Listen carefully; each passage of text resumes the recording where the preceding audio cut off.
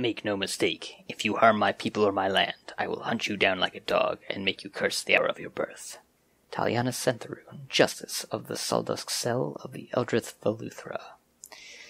Let's talk D&D 3.5, Prestige Class Highlight, Justice of Weald and Woe. The Justice of Weald and Woe is the go-to person when something unsavory, usually involving the removal of humans, needs doing. When the foes of the elves are well protected physically, magically, and politically, and the grand lords and ladies dare not sully their hands with the dirty necessities of preserving the heart of elvendom from human encroachment, it is to you, the Justice of Weald and Woe, that they turn. With your bow in hand and the power of nature at your command, you strike, a silent, unseen sniper, solving problems a score of diplomats couldn't solve in 100 years, then melt back into the forest before what is left of the enemy's forces even knows you were there. Champions of Ruin. It's a fairly interesting prestige class. It's probably one of the best archery prestige classes. I'm not going to go out and say it is the best. I don't know that I would agree with that statement, but I mean, it's a good one. It's interesting, it's certainly flavorful.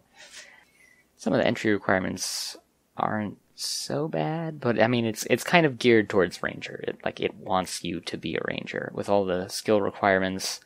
Craft, everybody's got craft, but craft bow making and knowledge nature, survival, hide, move silently, like all those things a ranger has. So it's geared towards that. Then also you need point blank shot, weapon focus longbow, all things that a ranger could have, plus base attack bonus of 6. You definitely want a full BAB going into this ranger. So, I mean, you could enter it with other classes, like fighter, but yeah, your skills are going to be a little lacking there. I'm just glad that it doesn't have a racial requirement. I feel like it could have with the fluff text. They could have made it like an elf-only thing, but they didn't, which is good. In my games, I always ignore the racial stuff. I think that that's horribly limiting, but hey, that's me. Some people enjoy it, so. The mechanics, though, there's a lot of borrowed stuff from this class. Like, the Justice of Weald and Woe takes things from a lot of places. It's got its own spell list, which is decent.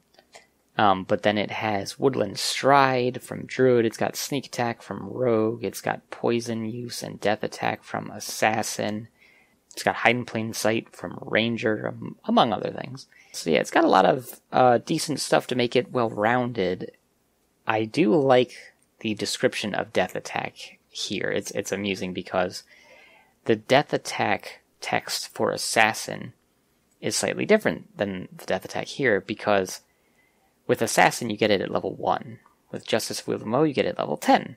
So instead of having, the DCs listed as, like, plus your level, what have you, it just has it as plus 10. So when you're reading it, if you don't think about it, it looks like, oh my goodness! Like, look at that, it's a DC 20 plus blah blah blah blah. Yeah, but that's because it's plus 10, it's just DC 10 plus 10, so it's DC 20.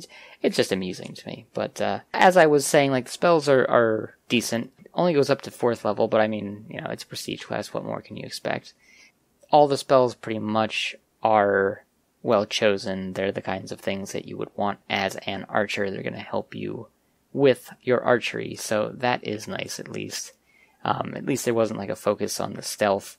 They focused on the archery, because really it's an archery prestige class that could be stealthy. With only a sneak attack plus 2d6 over 10 levels, I mean, you're not focusing on the stealth, but it's there. And the Hide in Plain Sight comes in at 9th level of the prestige class. I think probably like most likely time that you get that is around level 16, when normally as a ranger you get it level 17, so I mean, that sounds about right.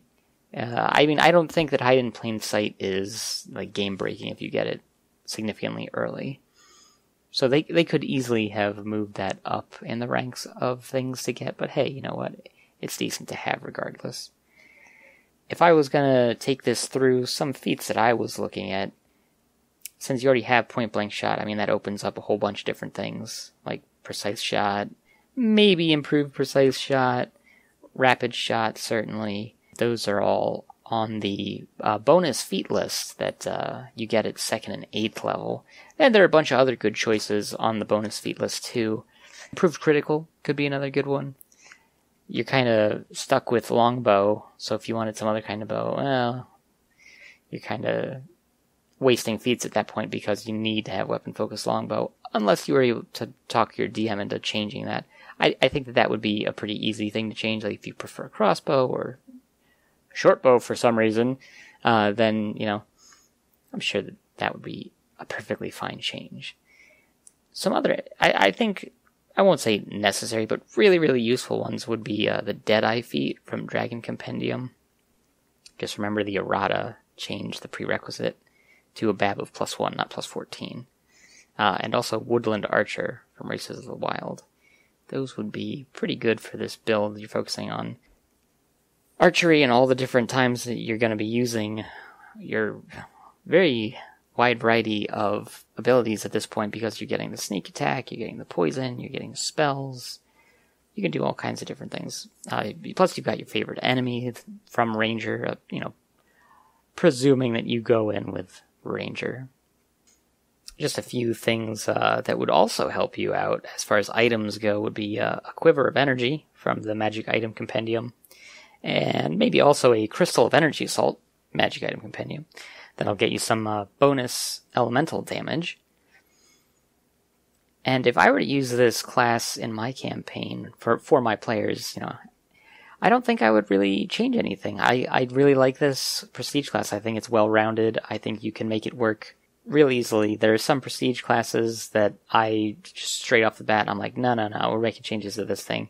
But no, I really like this one. I think it's solid, and if I had an archer in my game, which I don't think I've had an archer to date, in the event that I did, I would certainly recommend this class to them, because it's not going to let you down.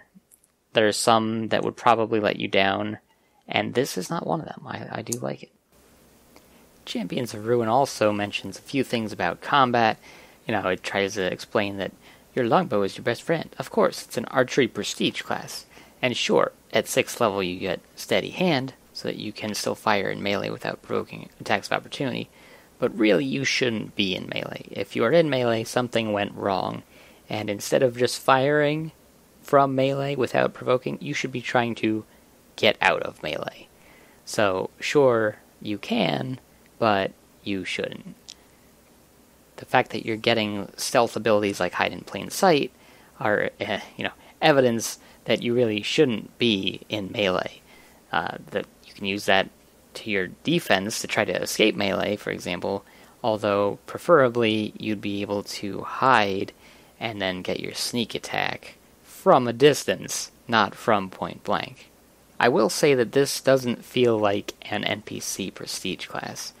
I mean, pretty much any Prestige class could be an NPC, that's not really a problem, but there are some that feel like it's not going to work as a player, and this isn't one of them. This one feels like you could build it with a few different ways. You could focus on the sneakiness, you could just focus on the archery, you could focus on the spell casting, boosting your abilities, like pretend that you're more of a caster than you really are. It's got a nice flavor to it, and you can really expand it and make it your own, and that's great. Until next time.